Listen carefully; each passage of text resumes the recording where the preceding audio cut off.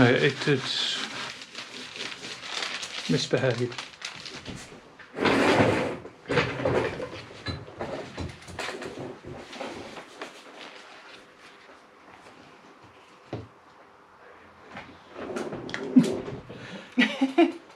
Oh, 5 people watching at the moment. Hello everybody.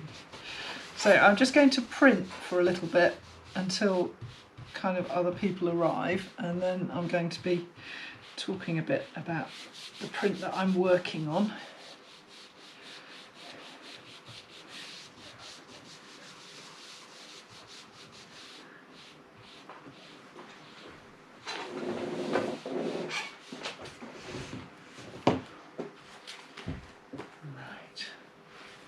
Hi everybody. I don't know if we're at 8 o'clock yet. Are we at 8 o'clock yet? Evening, Maria Joseph. Hi there. Matthew. Hi Matthew. Hi. Welcome. Bonsoir, good year. Yeah, Ben is my shout out tonight because I'm printing. I'm not looking so much at the screen, so Ben is going to do And a bit of Moira, good translating. year.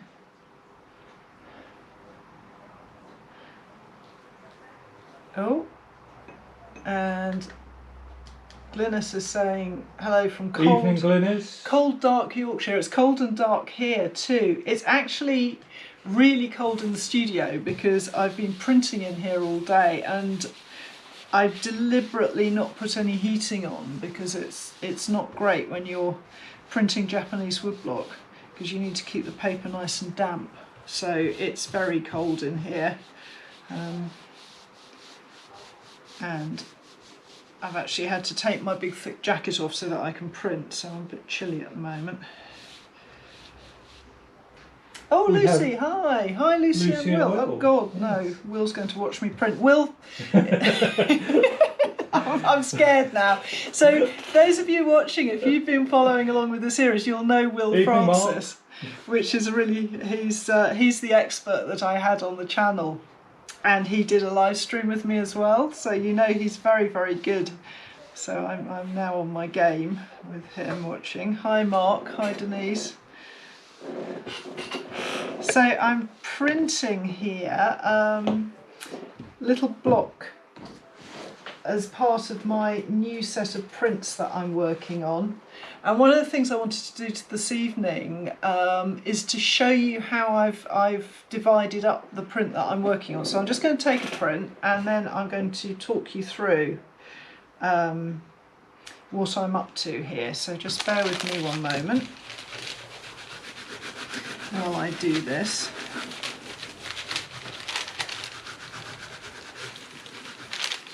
So I'm printing the Shiramini from Awagami factory at the moment.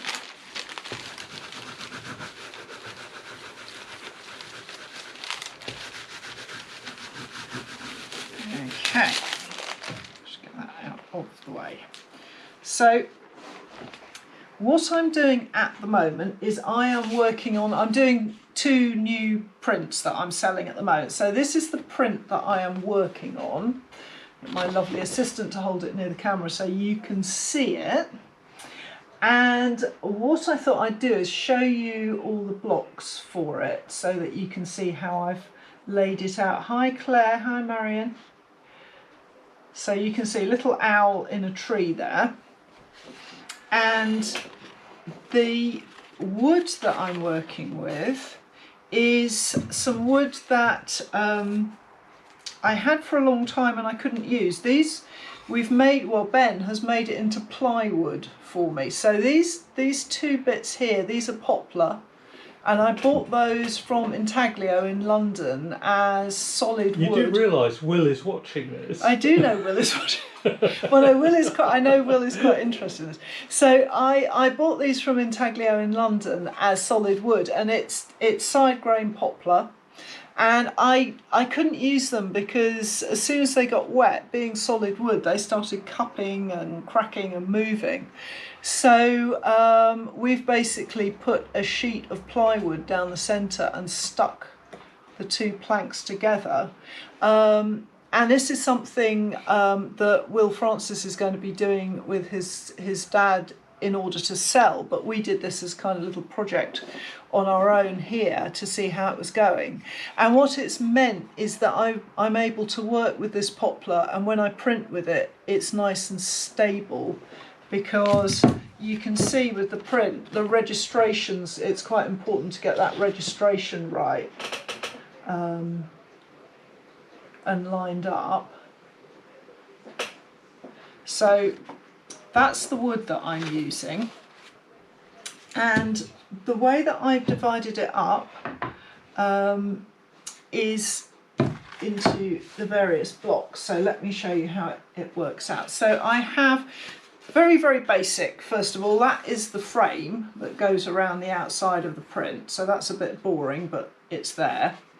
And then I have a block here for my sky, and you'll maybe notice that there's a hole in it for the moon here, and then there's a hole for the tree to fit into, but it's actually doesn't include all the branches, because I thought it would be an absolute nightmare to try and line it. It's okay, I think that's close enough.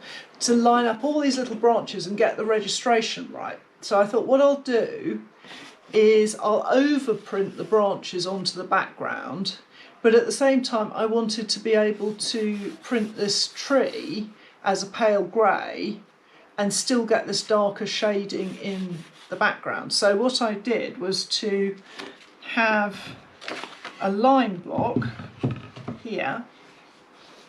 So this block is giving me all the little branches and the outline of the tree.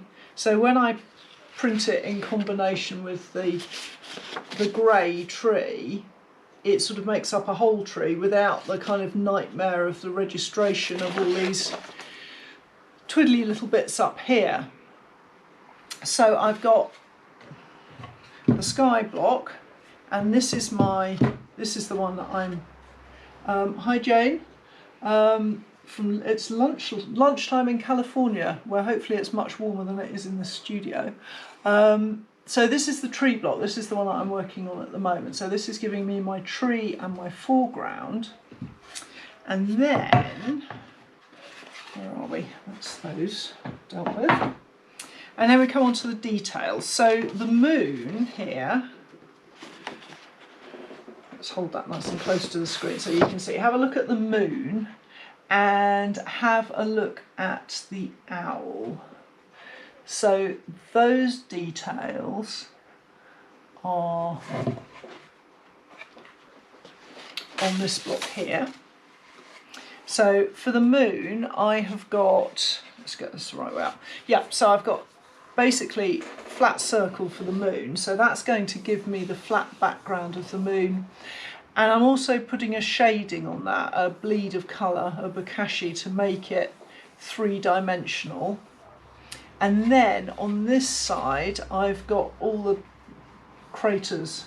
Now my brother would tell me what those are called. They're not craters, are they? I don't know what they're called. The little shadowy bits on the moon. But I think they're craters. Are they craters? My brother Mark, who's watching, is an astronomer, speaks about astronomy a lot, so he will be able to tell me exactly what they are. So those do all the little shadowy bits of the moon. And as far as the owl is concerned, I've got a body here of the owl that I'm printing in a creamy colour. And then on the other side, I've got another body of the owl, but with a hole for the creamy face to show through. Catherine Clippard would like to know a little bit about registration. If you don't want to go into that, then we should tell her about videos on... Yeah, Catherine, if you want to look about registration, there is a shed load of it in the earlier films that I made in the Woodblock with Laura series about using a master tracing to figure out registration. And that pops up again in other films where I'm registering big plank of wood and things like that. So it is covered in those films. So the owl, to go back to the owl, and finally for the owl, there's a little tiny line block up there. which just does the detail bit. And then back on this side there is the foreground here, which are the kind of grassy bits in the foreground. So you can see it's actually quite a lot of blocks there to do those two little details, but it's really worthwhile because it makes them very three-dimensional. Here, let me hold that up a bit closer so you can see. Ah, right, so now Mark is telling me that the large dark areas on the moon are pronounced mares, old lakes of lava that have set. So that's what they are. So George, hi. George has messaged me about classes in woodblock printing. So the latest news, and it's very early days, is that next year we're hoping to start teaching online as well as in person. So we're planning to work that out in a way, probably teaching with tutorial videos and then a live stream or an email meetup tutorial-y type thing. I'm working with my co-host from Ask an Artist on that one, Peter Keegan, who is also planning to teach that way. So we're kind of trying to cook up lessons in lino cut and Japanese woodblock. So that's a bit of a watch this space at the moment, but we certainly have intentions to do that. Question from Kitty there. Oh yeah, Kitty, hi, nice to see you. Yeah, so smooth side of the washi for Japanese woodblock. I've always printed that way. I know there are other artists who are a bit more sort of experimental and use texture papers and stuff like that, but basically standard printing practice, I would always use the smooth side of the washi. So to go back to this one, I also wanted to talk to you about how I am managing my paper. So normally when I'm working with maybe 6 or 8 prints, and I have a damp pack, and again it would normally be blotting paper, but at the moment I'm working on 50 prints because I'm selling these little prints off at quite a reasonable price, and there has been a massive response. So there are lots of people who want these. So what I'm doing here is I've got a damp pack here, and I've got my, so this is washi. This is the Shiramini washi from Awagami. So this is the stuff, it comes on a roll. It's not their Shiramini Select, which is, we are saying Shiramini, aren't we? That is how we're pronouncing it this week. I rather like the pronunciation Shiramine. Yeah, Shiramine. But I've no idea. Yeah, so right, yes, Jenny, hi. It's slightly different, the Shiramini on a roll from the Shiramini Select, which again is an absolutely lovely paper, and the Shiramini Select is brilliant also for lino printing if you're doing lots of layers. It's very, very bust, so it's a really nice paper. But the stuff on a roll is slightly different. It's a creamier colour, and it's a little bit softer, I think, than the Shiramini Select. I'm not quite sure what the differences are. I must ask Awagami for their expertise on that. So, so Matthew, you're after the owl print. This is the one that I'm printing at the moment, the owl. So to go back to how I'm managing this paper, what I'm doing is, and I saw this done by David Bull. I visited his showroom and workshop in Tokyo, and I was watching the ladies there doing editions.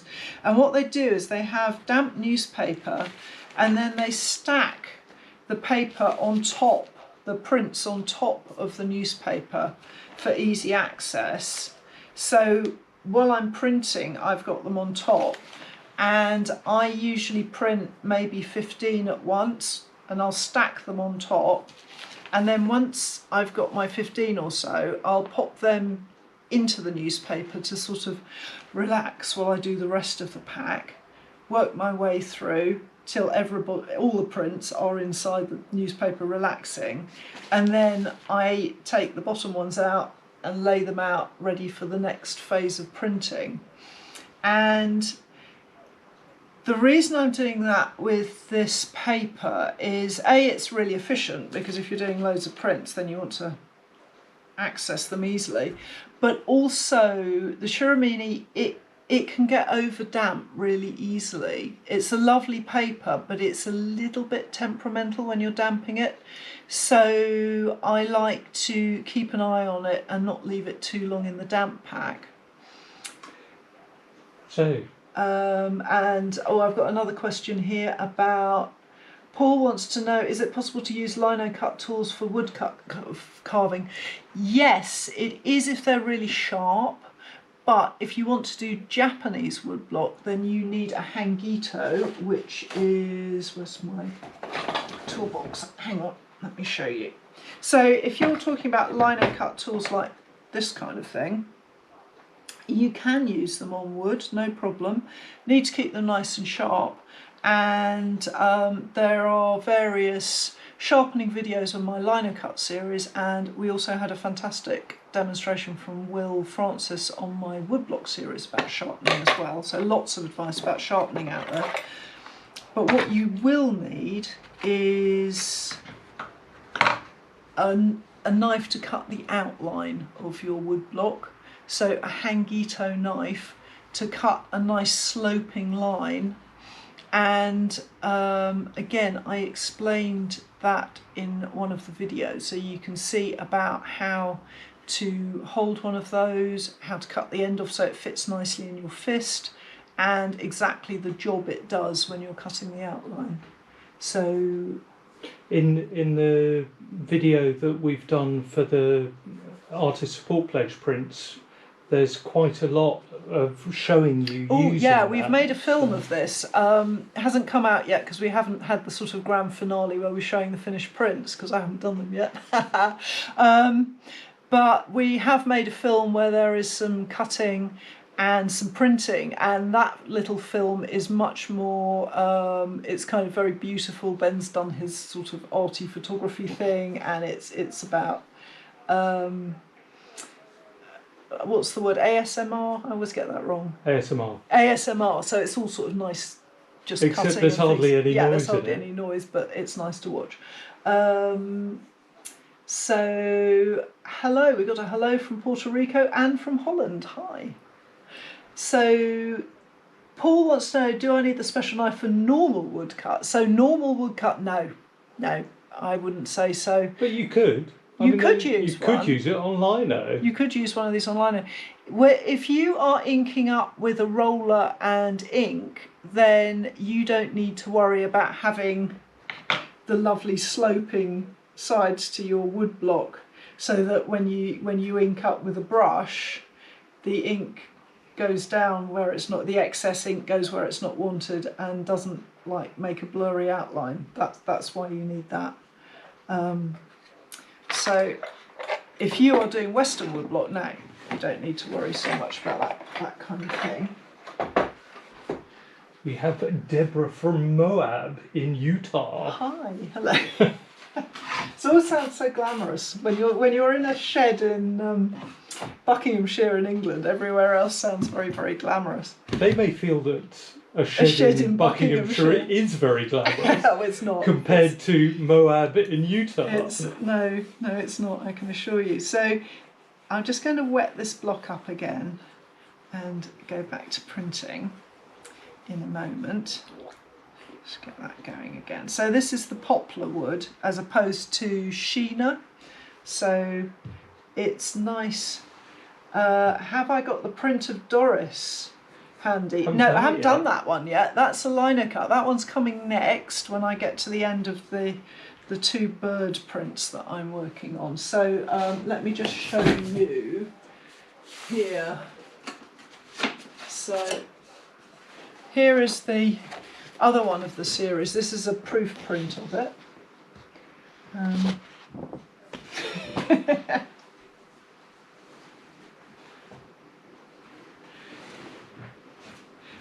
Oh, anything in the UK is glamorous at the moment. Yeah, we're pretty desperate for entertainment at the moment, I must admit. Just getting out is exciting.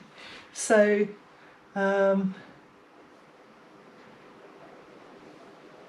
have we got? Yeah, so that's the other bird print that I'm doing, and you can see it's got quite a lot of little fine detail. So there, I've got, this was all cut on Sheena, and here's my stuff that I've forgotten already. The lava lakes of the moon here, and the Maris of the moon here, which sounds good, and the breasts of the little birds there. It's probably, I don't know if you can even see, but that's the little outline block of the birds. I don't know if Ben can tilt it so you can see. Because I wanted the birds to almost look like they've been drawn on with pen. So when they're printed, you can see they almost look like they're done with a pen. So that was quite fine cutting of that block. There. And, oh, hi Terry, hi. I'm going to pronounce Wisconsin. Wisconsin, that is right, isn't it? I think Yeah, that's right, yep.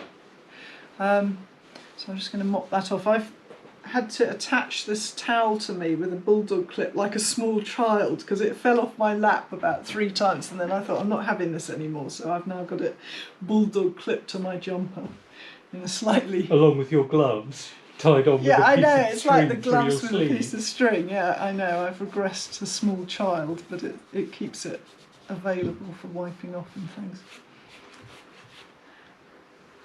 Right, okay. So Charlotta says, can one use other paints than oil paints for lino or woodcut prints like thick gouache or even watercolour? I would say if you are, depends how you want to work. If you're working like I am with Japanese woodblock, then any water-based pigment is going to work, provided the wood is not varnished or sealed in any way. So no sealing it with PVA or anything like that. It needs to be raw wood, and I'm working with my rice paste and watercolour. Charlotta is talking about using paints For lino or woodcut, and really you need printing ink for that. Yeah, I mean, if you are going to do lino, you can't really work with watercolour with lino because it's kind of naturally water repellent, and you need, if you want to work with a water product, then you need a water-based ink rather than a paint for that.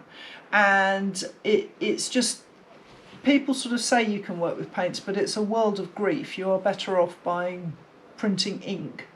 I know that because I once did a horrific day in a school where they assured me that they had printing ink, and when I got there what they had was poster colour, and we had to do printing anyway, and it was so awful, and I had to kind of pretend that the awful results the children were getting were delightful, and it was just a nightmare. So I'm pleased to say I don't work with small children anymore, but that was a day from hell, I can assure you.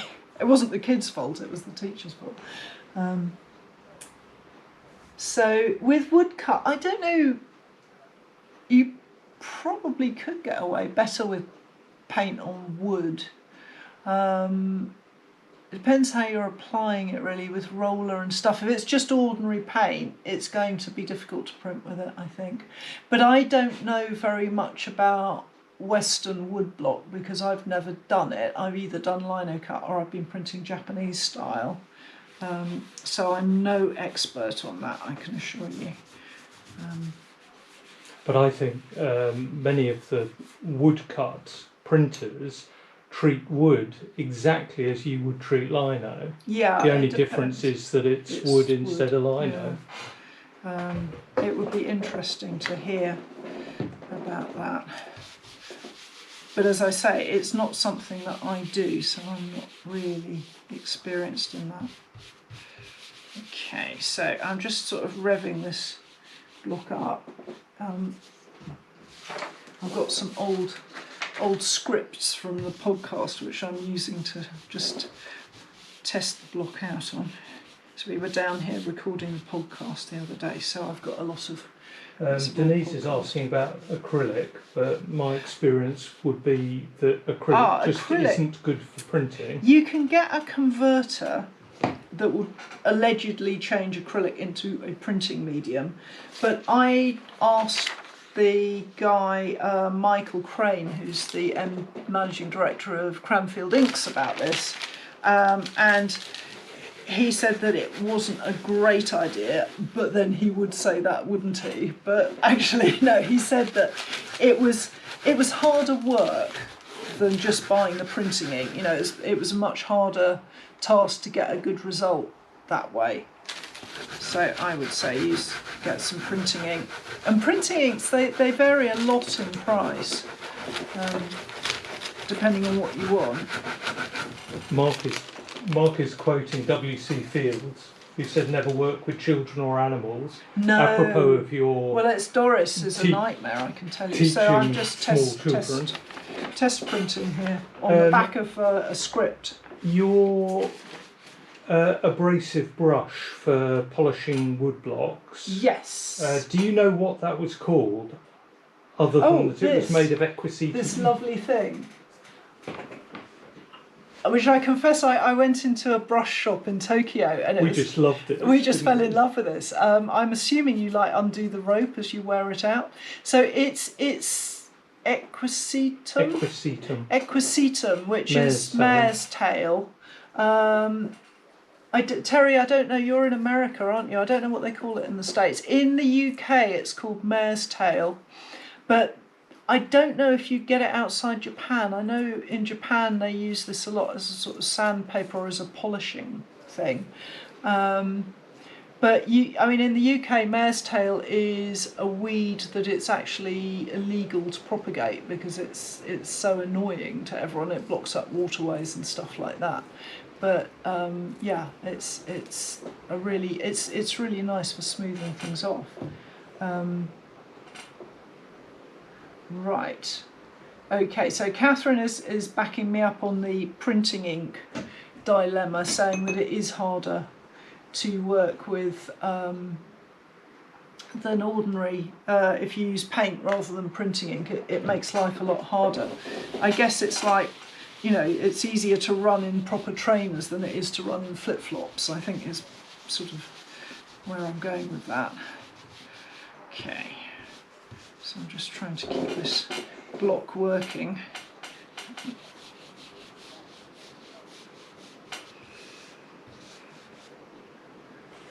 Okay. Oh, Ben's just scrolling up. Ben is in charge of the feed, so I can only see. Sorry. Right. Denise was mentioning that she has Calico and traditional inks. Yeah. And I was looking to see in what context she was telling us that. All right. But I would say that if she has those two sorts, she should stick with them. Yeah, I would stick with for them. lino or probably and Western woodblock. Yeah, if you are applying ink with a roller rather than brush and paint like I'm doing, then you definitely need to stick with printing ink. So Carrie's asking why I need the rice paste. So the rice paste is working with the paint, it's making it slippery and it's making it sticky, and it makes it possible to get a sheet of colour onto the block, and it keeps the paint from drying out, and it also fixes the paint to the paper a bit. If I just put paint with, well, I will show you in a second. Let me just take a print. Deborah McDermott asks, with the lino block on your current print that you're doing, the wood block with Laura print. Yep. Do you print the lino on dry or wet paper? So we could talk to her about the registration issue. I'm going to give you a sneaky peek of the finished print. Although, having said I'm going to give you a sneaky peek, I've realised it's not that sneaky because this is going to go onto the channel afterwards, so other people will be able to see it. So here is the proof. I'm not going to show it really close up. No, Yeah, all right, we I are will. going to show it really close up because then you can see the lino block, and I'll explain about the wet dry. Right, that's. Okay. I think that's enough. So, what I wanted to explain about it is that when it came, I mean, I've made a film about printing the lino block, which will be out shortly, but basically the problem is that the paper changes size. When it's damp, it's one size. When it's dry, it's a different size. So I lined up my lino block with the whole of the rest of the blocks using the same master tracing as I was using all the way through, which is great because it fits together perfectly and it all lines up with all the other blocks as long as they all go onto the same size paper. So I didn't have any choice. I had to print it damp to get it to fit. So what I did was I thought, oh well, that's okay. I'll use water-based ink because it'll be better on a damp paper. Hope it doesn't bleed. So I did some tests and it didn't bleed, but it was also really effective at printing. So it was a really sort of strong result, and it just looked plonked on. It just looked like heavy on top of the block, rather than the kind of elusive, subtle here and there that I was imagining. So I decided that I would go with oil-based ink because, and Doris has just arrived, so she might put an appearance. I go with oil-based ink because oil-based ink doesn't like damp paper, so it's much more repelled by the damp. So when I printed it, it was a much more subtle result. In fact, I had to work really hard to get any kind of printing onto the finished print. So yeah, I printed with oil-based ink on damp paper by hand. Again, I didn't want to put it in the printing press because if I did that, hi Doris, if I did that, then I knew that it would give too obvious a result. The other thing you have to really watch if you're doing something like that is that the ink doesn't pull the paper off. It can pull the surface of the paper off. So again, printing by hand is a much better way of, I'm out of the way of the camera. Printing by hand means that you're not likely to get the paper kind of being pulled off by the ink on the lino. Oh, Doris's hair. No, she doesn't. Actually, she doesn't tend to come and interfere when I'm working. It's only when you guys are here and I'm performing that she likes to come in and run about on my prints and stuff like that. So, where are we? Oh, I just remembered I haven't got the feed. But yeah, so that's basically how I'm doing the woodblock. But over the next, I think we've got 6 more films in the series, so I'm going to show Doris. how I did the big plank of wood and how I got all that to line up to give the wood grain and so forth.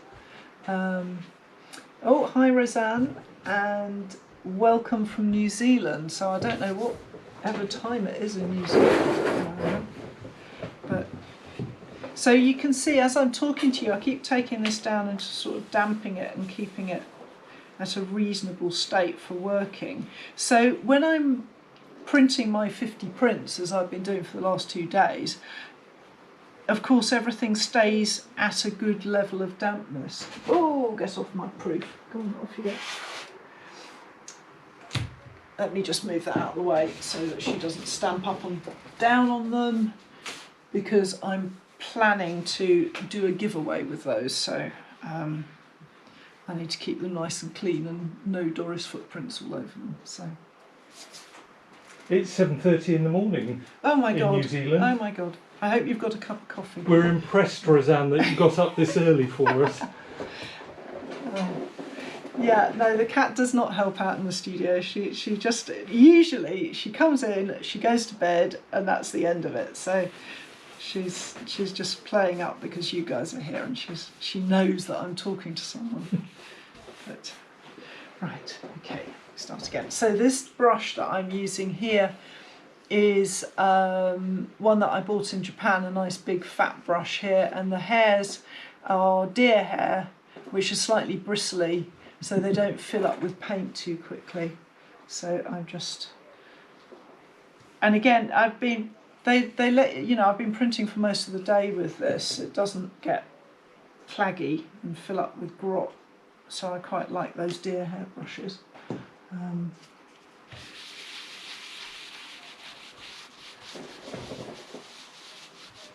So these prints that I'm doing for the Artist Support Pledge, I counted up, and there are the one with the little birds, this one, there are 15 passes for that one, so 15 impressions. Christine would like to know a bit more about the texture, the texture at the bottom of your falls picture. That's controlled by how much rice I'm using. So the proportion of rice paste to paint. So the more rice is in the mix, the smoother the print will be. The less rice is in the mix, the more stipply the print will be. So, where did I put it? Let's show. So if you look at the contrast between the grass and the rocks there, you can see the difference between the smooth rock face and the blotchy grasses. So for the grasses, what I did was to just not put any rice on.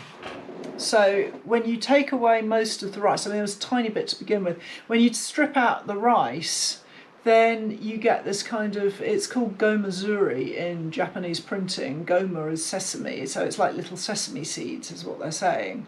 And so you can actually get a contrast of textures. So the film today was all about getting that big flat sheet of colour with plenty of rice to make it nice and smooth, in contrast to the very textured base of it. Back over there, out of Glynis is asking about the difference between deer and pony. So I do. Can you pass me that big brush there? Let me show you. Yeah. So here is a horsehair one, and Will, if he's still watching, will probably be able to answer this. But this, I think, is mane hair. It's a professional grade Japanese printer's brush, which cost a lot of money, and I have to say I'm not that keen on it, having invested in it, because it's incredibly dense and quite stiff to use, and I suspect what I need is about 30 years of printing 100 prints a day, and then it would probably be delightful. But this is it's just a little bit coarser. The deer hair is a little bit coarser than the horsehair. I know Will works with horsehair, we were talking about that. But you can also get brushes, which I don't know if I've got one actually to hand, which are made out of the winter coat of a horse. So they're long furry coat and they're really, really soft. Especially off its tummy. Yeah, off its tummy. And they're really nice as well. But normally in the UK you can get, I've got one there but it's wet because I've just used it. Let me just dry it a bit and I'll see if I can show you how different that looks.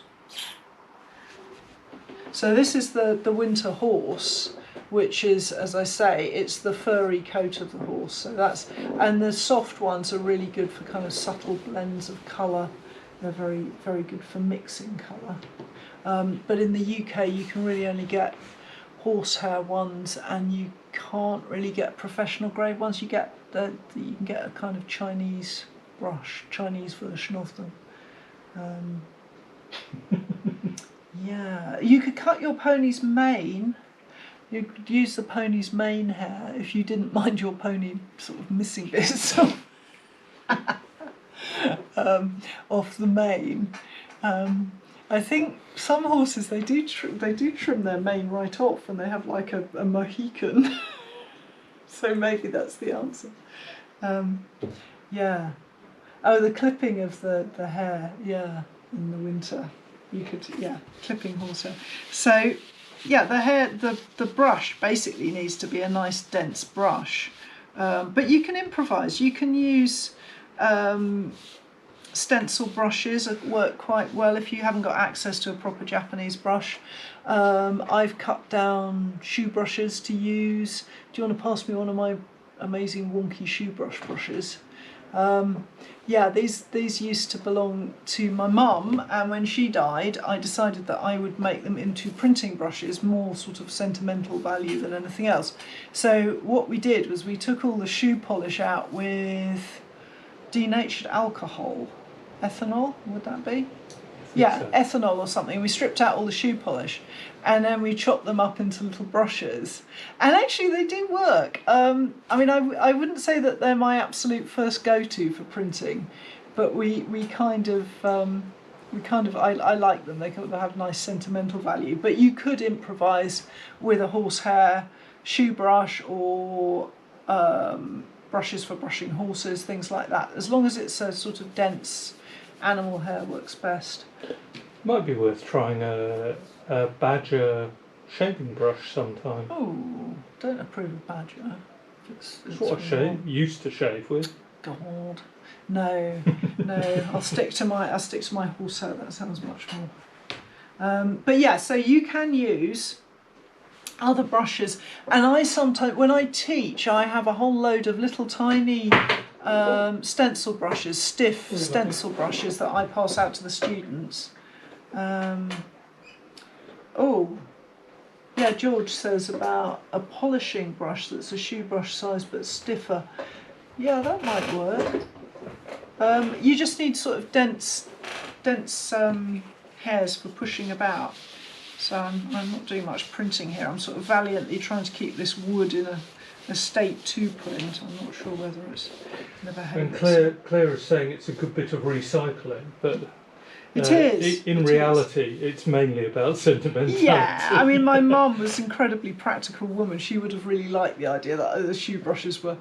Well, actually, no, she'd probably been disappointed that I wasn't cleaning my shoes, but she would have liked that I'd found another use for them, I think. So, just put this back on. So if you are printing, keeping the block going is one of those, it's a sort of constant battle to keep everything damp. And when I'm working in here and I'm printing my prints, then of course it's automatic, the block is in good condition.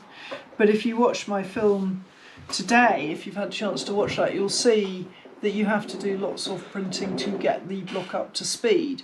In actual fact, the printing I'm doing this evening is just an underprinting of the foreground, so it's not critical that it's absolutely perfect because there's layers to go over that. So to go back to the layering of these little prints, there are, like, the first print, there were, as I say, 15 actual layers in this one, and there are fewer. I think there are 12 layers in the other one. So a lot of layers to print for a little print. But Japanese woodblock tends to be about a lot of layering of colour and putting shadings and things like that. So there is a lot of printing involved, and we worked out that on Friday I managed to do 600 impressions by hand, and that was just sort of working from early in the morning until the evening. And then when I woke up this morning, I had like a band of sore muscle here from all the printing. Do you do many test prints? Yes, quite a lot of test prints. At the end of the series for the big print, the Woodblock with Laura series, I do actually go through some of the testing material that I've got, because I don't want people to think that it all just happens perfectly first time and it's all right. You have to do a lot of testing and trials, and also, you know, you waste first prints because they're not quite up to speed, so you do have to be prepared for a lot of that. Kitty asks, does a blotchy print indicate that the block is not damp enough, or the paper, or the balance of nori and paint, Well, or a combination? could be all those things or none of them. The first thing I would always do is to try cutting down on paint and upping the rice. What you don't want to do is, do you want to chuck me some more of those scripts? I'll do some. Let me demonstrate. So, see if I can do a blotchy print.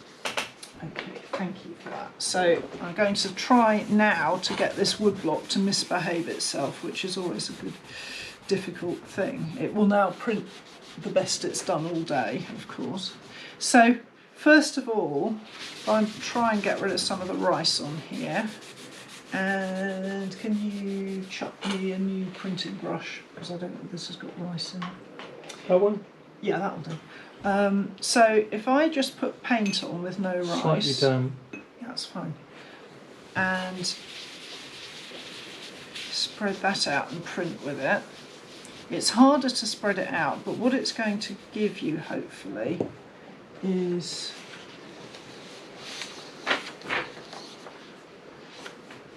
a blotchy result. So that's no rice.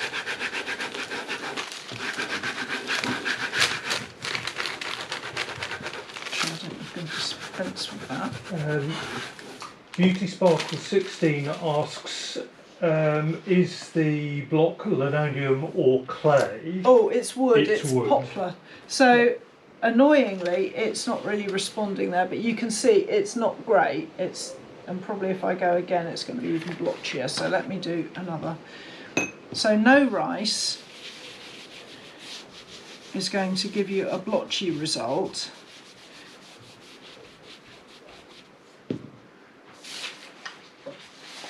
And Jen Lewis says she had colour transfer from her prints onto the backs of others. Right. In her damp bag You need onto her blotter paper. You need to make sure, especially if you are using Western paper, that you don't have any surface paint on the print. So an easy way around that is to have some newsprint and just blot it gently with newsprint. So when I say newsprint, I mean Fish and chip paper. Fish and chip paper, so like newspaper with no print on it. Yeah, that's better. So we're getting, so you can see that kind of blotchy effect. And now I'll add some more rice to it and see if we can smooth that off.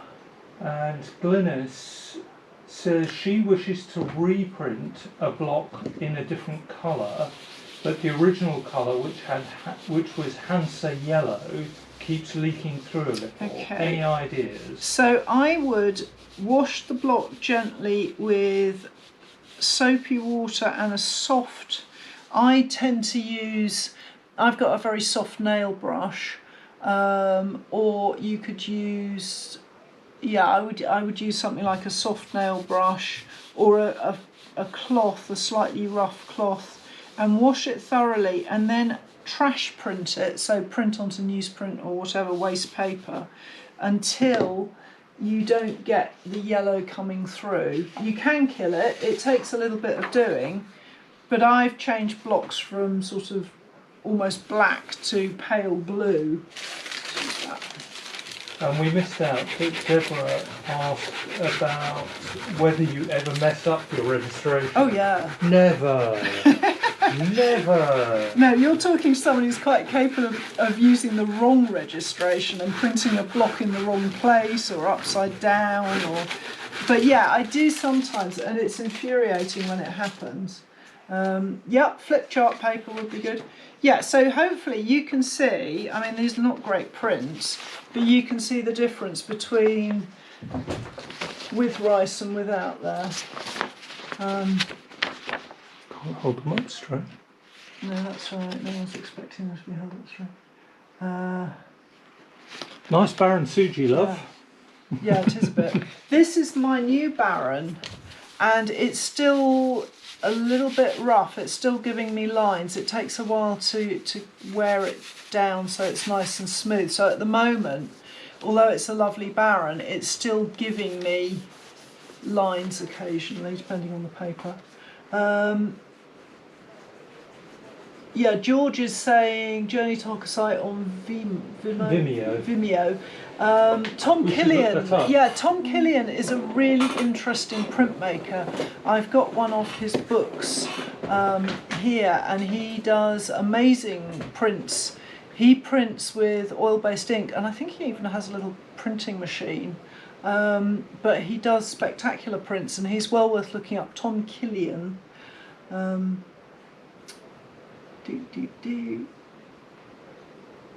Oh yeah, Kitty, no problem at all. But let me just grab Tom's book and I'll show you. Got it here.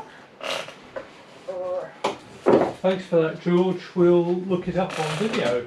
So, nice book. I'll just hold that up so you can see. I don't know if it's still in print. I hope it is, and I will show you. Show you one of his prints. Yes, I have recovered a Baron. I did, yeah, that's his prints. So really worth looking at. But he does this amazing sort of combination of woodblock, and I think he uses lino sometimes and stuff like that. So yeah, he's a really interesting guy. Put that to one side. I think, yeah, that Baron there is the one that I covered, the one at the very end. Do you want to pass it over? Show you the one that I did. So this is one that I recovered while I was in Japan. I had a lesson in covering Barons. You should show them the back of Goto-san's Yeah, Baron. look at, yeah. So the man that taught me to cover this made this Baron, Goto-san, Mr. Goto, and yeah, you can see that there's slight difference there. But what he did do, which was really interesting, was that he turned up for the workshop and he had like 8 of the bamboo skins prepared for each of us. There were 4 of us doing the workshop, 5 of us, and he had 8 bamboo skins ready for each of us. And what he did was he demonstrated how to do it, and then he made us work very fast and just keep going, because the bamboo is damp. And this was my, I think, 5th go at covering the Baron, and as soon as you got to a stage where he looked at it and said, oh yeah, that'll do, don't do any more. So this was my 5th go at covering it, by which time my hands were so painful because it's really quite physical to cover. But I don't think I'll win any prizes for that, but it does actually print okay. We've buffled. Oh.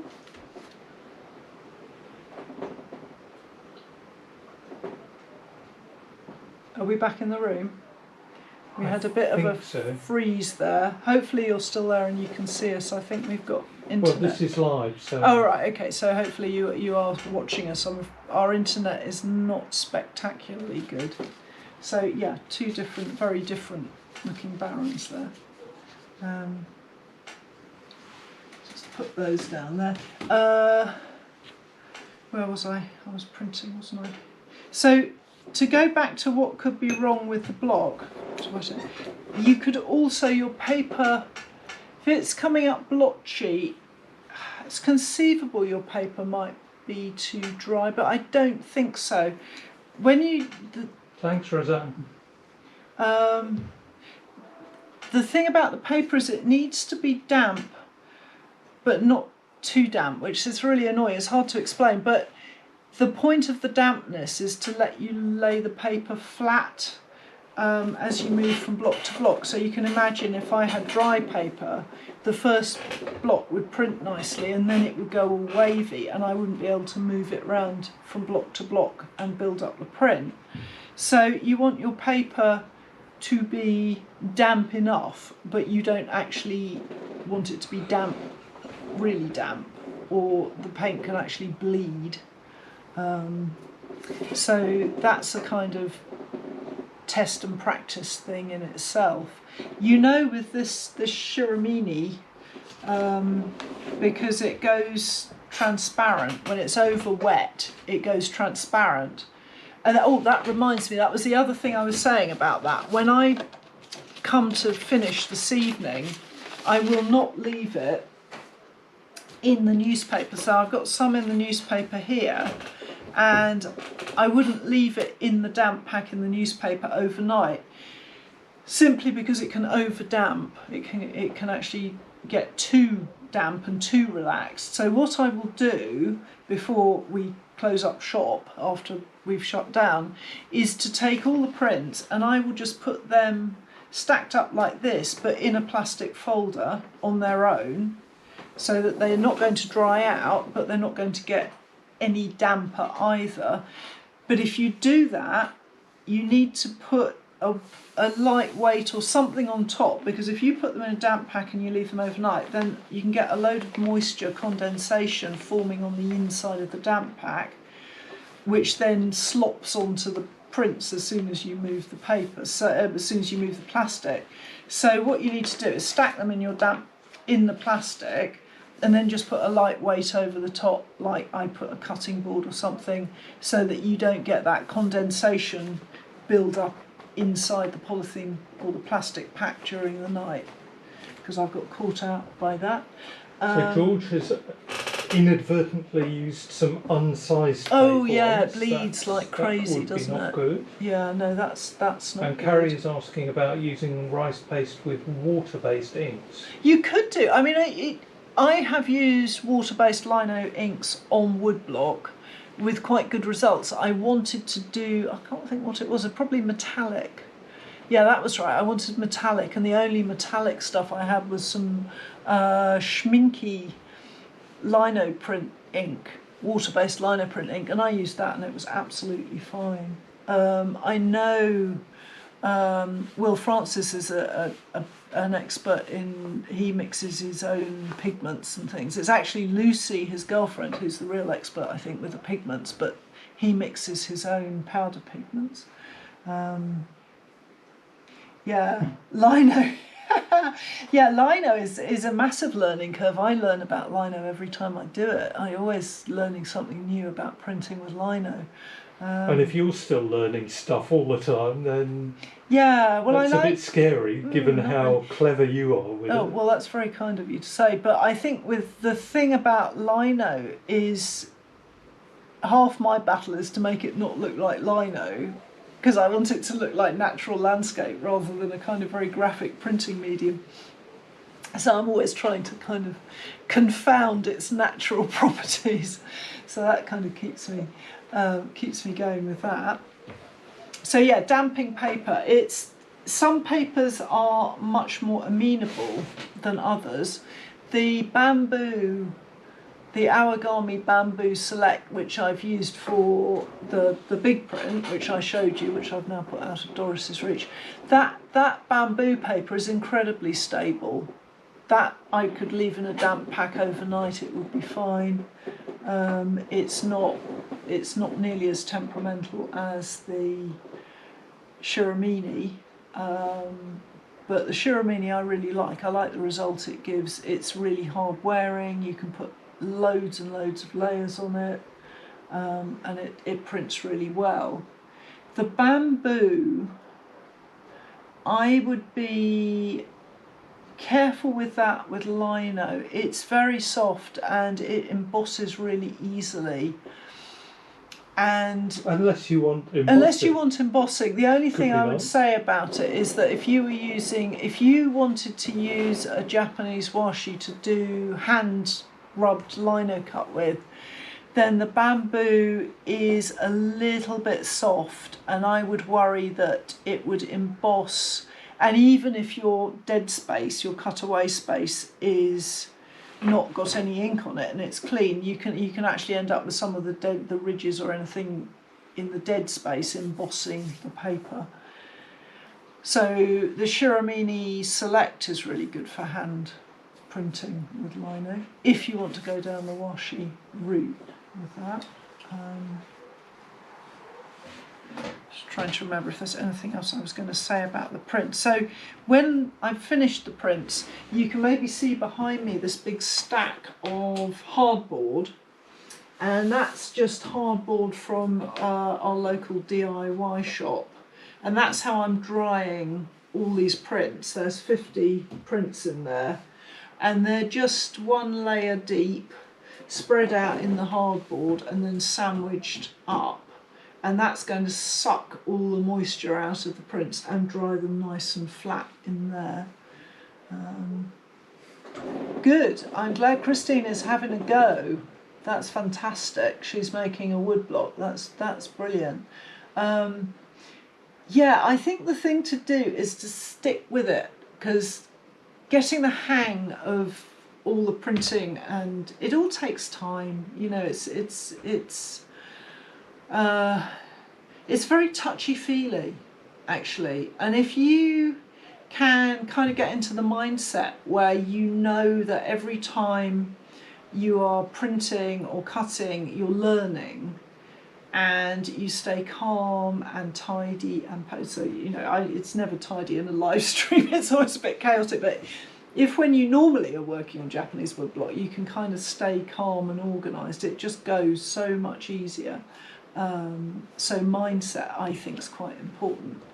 And certainly when I'm working on Japanese woodblock, I have like a little ritual where I tidy everything up at the end of the day, and I make sure that when I come in to start, it's all neat and tidy and everything's organised, and it just seems everything flows better that way. Oh, Shiramini, do you want to spell that, love? Because I can't. It's Ben is going to. It's right, but with an N. Shiramine. Yes, it's Shiramine. Or, I can't remember. We will find out for you. Ben is going to have a little look at. But no, you won't see it on there. Oh, is it on there? Good. Yes, we have a roll of it here, which Ben has just extracted from. Yeah. There we go. There we go. Yeah. So that's probably rather a sick-making look at the spelling of Shiramini. So I don't know what the score is about post from Japan at the moment, whether Awagami are getting paper out at all from Japan. Yeah, there we go. Or whether I know McLean's are, I don't know what state McLean's are in, because I think they were having trouble with the fires. I know they're safe, but I don't know what the score is with them being able to send stuff at the moment. Went down well. Yeah, it always makes me a bit queasy when people hold things up to the camera like that. But I was holding it quite stable. Yeah, not very stable. So the more I use this block, the nicer it's going to get. It's actually printing quite well at the moment, but the thing about Japanese woodblock, the other thing I would say is that the more you print, the better the block gets as well. So, you know, it won't have hurt it that I keep damping it and putting paste on and stuff as I'm talking. It's, you know, in my head I always think, oh, I'd be quite productive during live stream. I'll do a load of printing. How many have you done? And no, I've done like one, I think. It's more that I'd hate you to sort of just, I always think people would be very bored just having like me sitting there talking, so I feel like I should be doing something useful, but in actual fact it never really happens like that.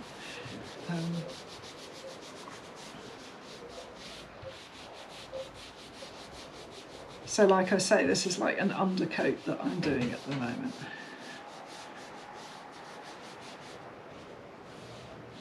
Oh, it's good news coming through there. Oh, Awagami is shipping to the USA. To the USA. And McLean's are back.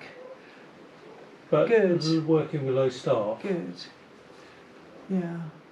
Well, as long as everybody is safe, I mean, I think that's the main thing. Ben is now smacking his watch in a way that suggests that our time is up. He needs tea. Yeah, we need a cup of tea. We're going to have the last live stream of this series in a fortnight, so I will think of something exciting to do, as it will be kind of end of term party. And then after that, it's all going to get a bit patchier because we're at the end of the woodblock series and we are going to keep making films and stuff. But I do have a book to write. I've got this contract to write this book and I'm like a small child with homework. I keep putting it off and putting it off. So I'm going to have to at some point get my head down and write the book on lino printing that I have a contract for. But yeah, so there will be another live stream in a fortnight. Don't miss it because it'll be sort of end of term party and I will think of something exciting to do on the live stream. So I thought I'd come around and say bye to everybody. yeah, oh right, okay. Yeah, we might both make it in front of the camera next week. So I hope you guys will join us for that. And yeah, I'm really pleased that everything is okay with McLean's in Oregon. Right, okay, so not the most productive printing evening, but lovely to see you all, and I hope that there was some useful stuff in there. And yeah, hang in with the printing on the woodblock with Laura because we're going to get on to printing all the other blocks very shortly, I think, in the next film. Oh yeah, I'm winning. Yeah, I won a competition. That was very exciting. So I'm going to be, one of my prints is going to be on a sketchbook for Lawrence's, Lawrence Art Shop. Oh, they had a By the Sea competition.